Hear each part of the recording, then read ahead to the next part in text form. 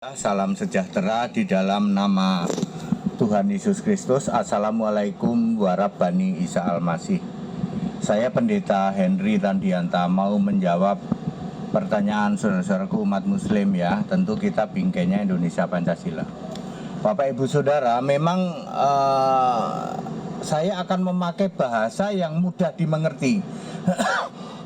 Sekali lagi, ini bukan jorok, ini bukan merendahkan ya, bukan jorok, bukan merendahkan Yesus, bukan. Saya ingin menjelaskan dengan bahasa yang mudah dimengerti. Sekali lagi, ini bukan bicara jorok, ini bukan bicara merendahkan Yesus ya. Begini judulnya, titik Yesus hanya aksesoris. Bapak Ibu Saudara, sebenarnya saya itu sudah empet atas pertanyaan saudara-saudaraku umat mu'alaf. Mungkin ini memang mu'alaf apem ya, masih aja nanya, Pak Pendeta HTD, itu Yesus itu menikah ya? Ya, tunjukkan ayat Alkitab yang bisa membantah bahwa Yesus itu tidak menikah katanya. Maka saya judulnya titik Yesus hanya aksesoris. Sebenarnya saya sudah sering menjelaskan tentang hal ini ya, dengan bahasa yang alkitabiah. Tapi kan para mu'alaf ini mungkin karena mu'alaf apem ya, level cara berpikirnya nggak nyampe. Jadi harus pakai bahasa yang mudah dimengerti. Ya, begini saudara-saudaraku para mu'alaf, tapi kita tetap dalam bingkai toleransi ya. Titik Yesus itu hanya aksesoris. Maksudnya fungsinya hanya untuk sekresi, untuk saluran pembuangan air pipis ya no? Plus untuk disunat. Di dalam Lukas 2 ayat 21 itu Yesus disunat pada hari ke-8. Udah fungsinya untuk itu. Ya, lalu saya akan jelaskan ini pakai bahasa yang levelnya bisa kamu pahami para mu'alaf. Ya. Satu, titik Yesus cuman aksesoris, hanya untuk sunat, sama untuk saluran pengeluaran pipis. Kedua, titik Yesus nggak bisa berdiri, udah gitu. Ya, kenapa begitu? Karena rohnya dari Roh Kudus. Di dalam Matius 1 ayat 20. Lalu Roh Kudus ini tentu saja beda dengan roh manusia. Kejadian 1 ayat 27 yang diberi sifat atau diberi perintah beranak cucu. Kejadian 1 ayat 28. Jadi Roh Kudus tidak punya perintah beranak cucu. Kejadian 1 ayat 28. Kalau roh manusia ya punya perintah beranak cucu. Titik Yesus nggak bisa berdiri, beda dengan punyamu.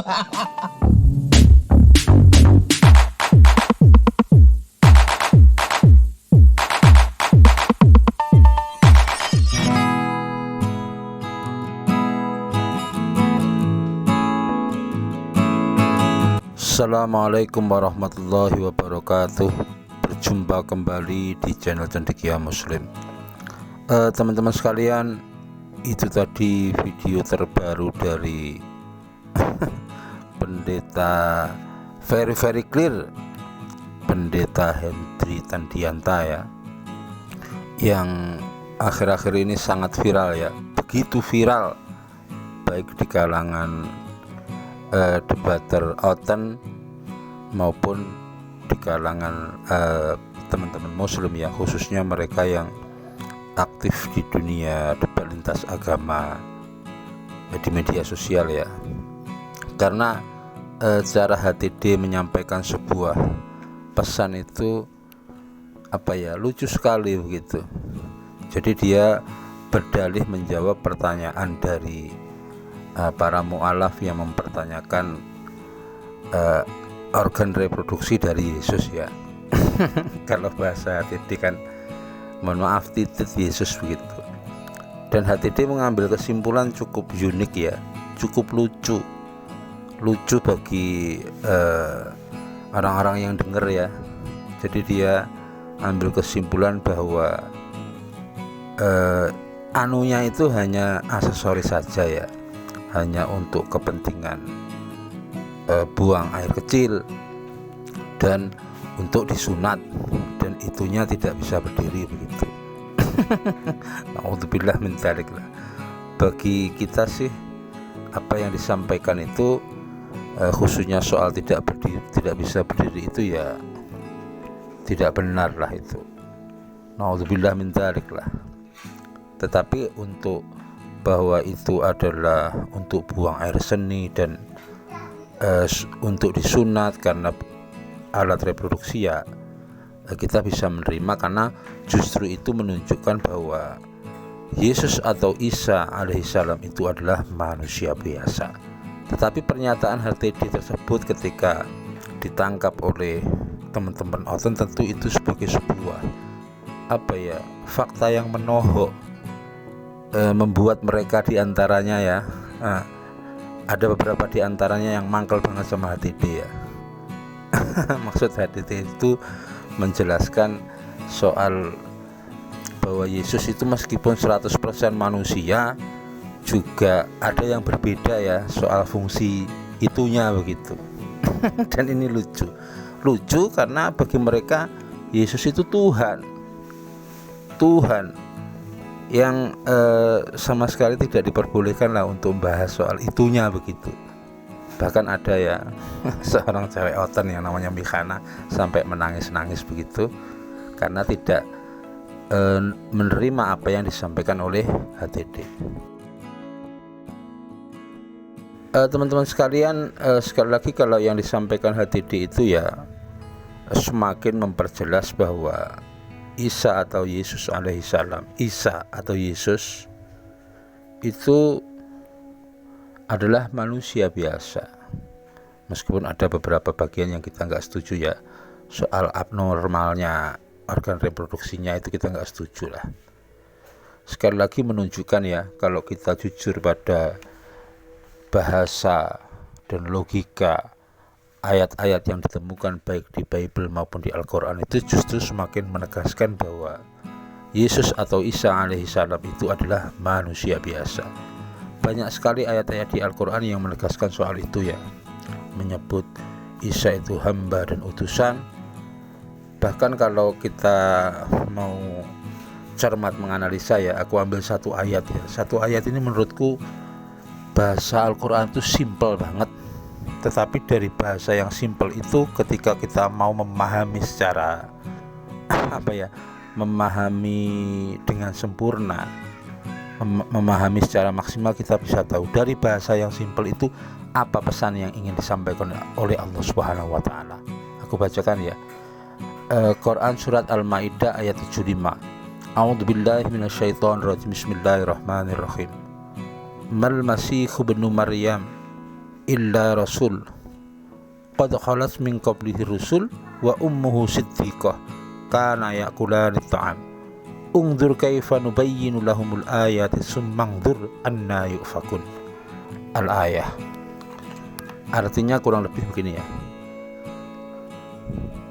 bahwa Al-Masih putra Maryam itu hanyalah seorang rasul yang sebelumnya sudah berlalu beberapa rasul, dan ibunya seorang yang berpegang teguh pada kebenaran.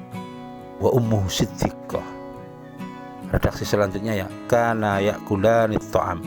Keduanya biasa memakan makanan. Ini bahasa yang simpel tapi maknanya dalam banget.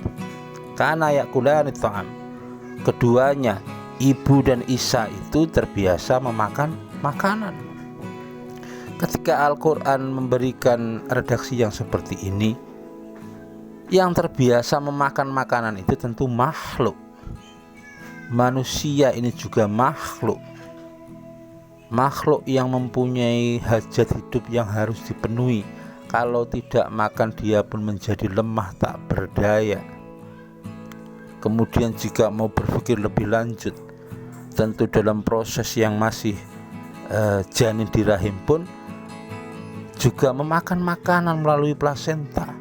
Jadi kalau dulu Rudi Sang Begodes mengatakan janin Yesus di dalam rahim Maria itu tidak seperti janin biasa tidak membutuhkan makanan, itu ya omong kosong aja. Jadi ayat ini karena yakulani ta'am, membutuhkan makanan, membutuhkan pemenuhan hajat hidup. Kalau tidak dipenuhi lapar, itu menunjukkan sifat-sifat makhluk. Kemudian kalau mau lebih dalam, tentu berhubungan dengan sistem pencernaan, metabolisme tubuh, kemudian bagaimana hubungannya dengan organ reproduksi. Karena kita tahu untuk buang air besar dan buang air kecil khususnya itu juga melalui itu, begitu ya. Jadi bahasa Al-Quran itu sederhana.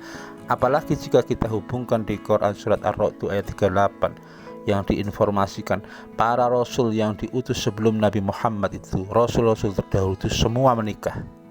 Artinya Isa alaihi salam atau Yesus itu juga menikah.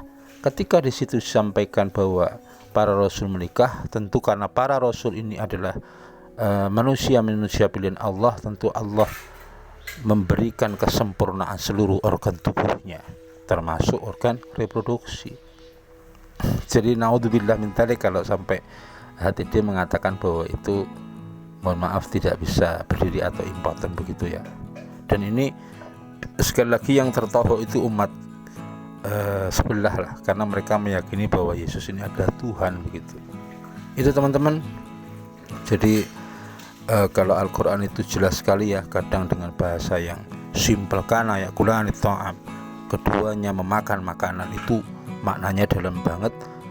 Itu menunjukkan bahwa ibunya maupun Isa khususnya itu juga manusia sama seperti kita, punya hajat hidup, butuh makanan, dan sistem reproduksi, sistem pencernaan tubuhnya, metabolisme tubuhnya sama dengan kita. Dan kita meyakini sebagai manusia pilihan tentu diberikan kesempurnaan organ tubuh. Demikian kurang lebihnya, mohon maaf. Assalamualaikum warahmatullahi wabarakatuh.